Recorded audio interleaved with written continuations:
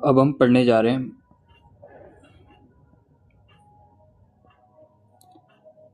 Benzene. एक question जरूर आएगा इसमें से एग्जाम में। बेंजीन बेंजीन जैसे कि हमें पता है फॉर्मूला क्या होता है उसका।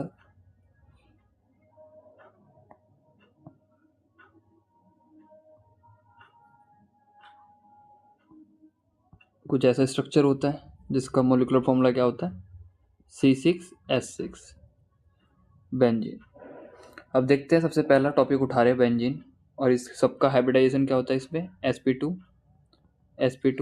sp2 होता है, यानी ये प्लेनर मॉलिक्यूल है। सबसे पहला टॉपिक देखने जा रहे हैं method of preparation. Method of preparation की बात करें तो हम यहाँ देखने जा रहे हैं साइक्लिक पॉलीमराइजेशन ऑफ एथाइन, यानी जब आप इथाइन को C triple bond C H को रेड हॉट आयरन ट्यूब जब देंगे, रेड हॉट आयरन ट्यूब,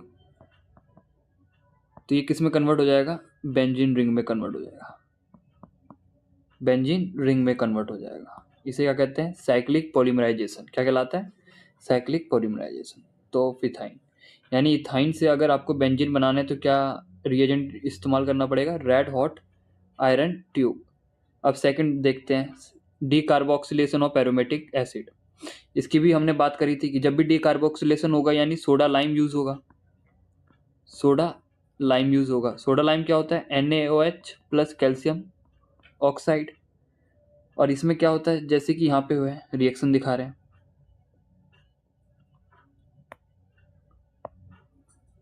देखो ये NaOH है और ये कैल्शियम ऑक्साइड है। ये क्या होता है, यहाँ पे CO2, यहाँ से CO2 के रूप में क्या आता है, बाहर आता है, ठीक है।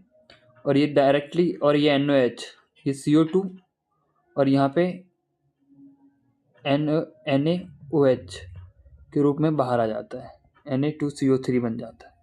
क्या बन जाता है, Na2CO3। तो ये डीकार्बोक्सिलेशन हो गया। रिडक्शन ऑफ फिनॉल, अगर रिडक्शन करना है तो सिर्फ जिंक का डस्ट डाल दो और हीट कर दो, तो वो किस में कन्वर्ट हो जाता है, फिनॉल से सीधा बेंजीन में, सीधा बेंजीन में कन्वर्ट हो जाता है, ठीक है। तो अब नेक्स्ट बात करते हैं,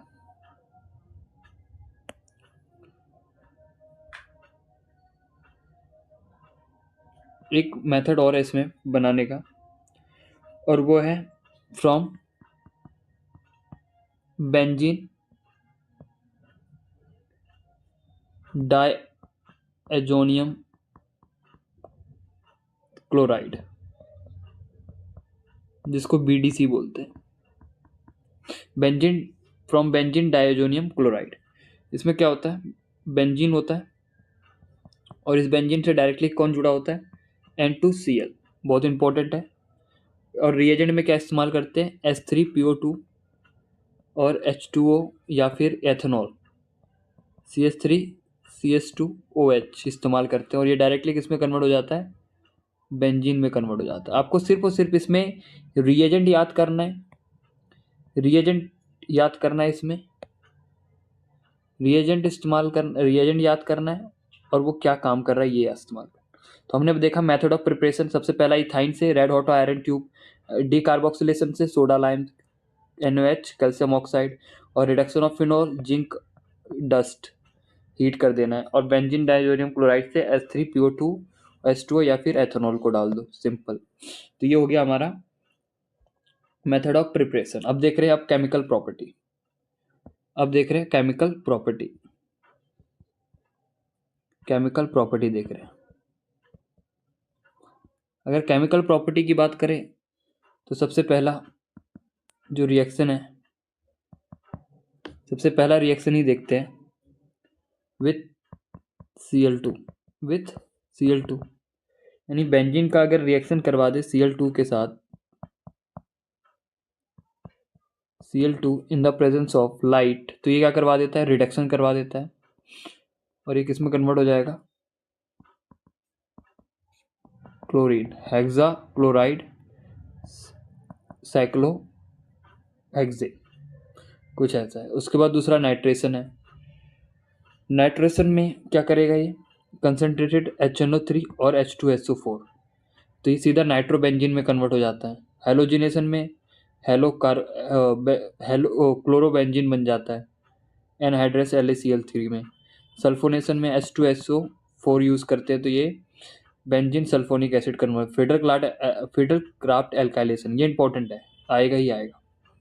तो फिडर क्राफ्ट एल्काइलेशन में क्या होता है, CH3Cl है और एनहाइड्रस AlCl3 है। यहाँ पे Cl क्या होता है, अपना बॉन्ड लेके जाता है, तो ये पॉजिटिव होता है, और ये पॉजिटिव क्या करता है, ये इलेक्ट्रोफाइल पे क्या करता है, ये न्यूक्लियोफाइल, और ये इलेक्ट्रोफाइल न्यूक्लियोफाइल पे क्या कर देता है, इलेक्ट्रॉन अटैक कर देता है, और ये किस में कन्वर्ट हो जाता है, टॉलिन में कन्वर्ट हो जाता है। किस में, टॉलिन में कन्वर्ट हो जाता है। तो पहला देखा हमने नाइट्रेशन, जिसमें रिएजेंट का इस्तेमाल करा H2SO4 और HNO3। दूसरा हेलोजिनेशन, जिसमें Cl2 यूज़ करा एनहाइड्रस AlCl3 में। सल्फोनेशन में H2 फ्रीडर क्राफ्ट, इसमें भी एनहाइड्रस LCl3 और CH3Cl। ठीक है, नेक्स्ट एक फ्रीडर क्राफ्ट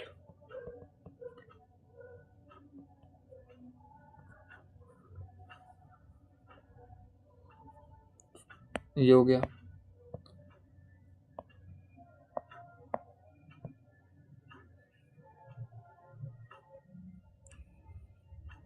नेक्स्ट अब बात करते हैं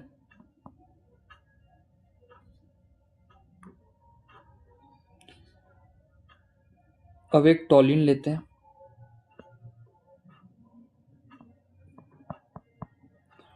टॉलिन यहाँ पे CH3 है। अगर यहाँ पे CrO3 है और CrO2Cl2 है, तो CrO3 in the presence of ACTO और H ये किस में कन्वर्ट करवा देता है, एल्डिहाइड में कन्वर्ट हो जाता है। किसमें, एल्डिहाइड में। और यहाँ पे भी क्या होता है, बेंजल्डिहाइड हो जाता है ये।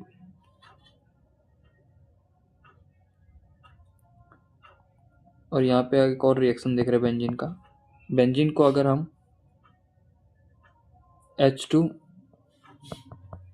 निकल और हीट कर दें, तो ये क्या करता है, ये फुल्ली कंप्लीट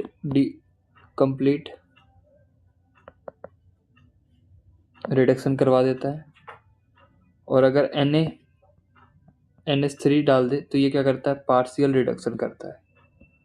क्या करता है, पार्शियल रिडक्शन करता है। तो ये कुछ हमने देखा है और ये इंपॉर्टेंट है, इसमें से एक ना एक तो आएगा ही जरूर।